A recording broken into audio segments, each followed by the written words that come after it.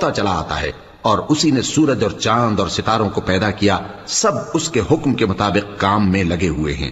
دیکھو سب مخلوق بھی اسی کی ہے اور حکم بھی اسی کا ہے۔ اللہ رب العالمین بڑی برکت والا ہے۔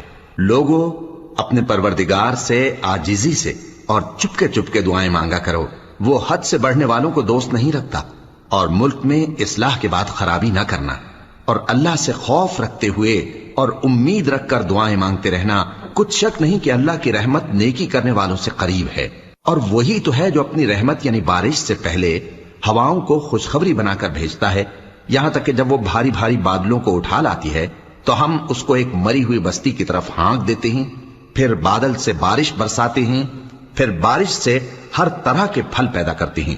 اسی طرح ہم مردوں کو زمین سے زندہ کر کے باہر نکالیں گے۔ یہ آیات اس لیے بیان کی جاتی ہیں تاکہ تم نصیحت حاصل کرو۔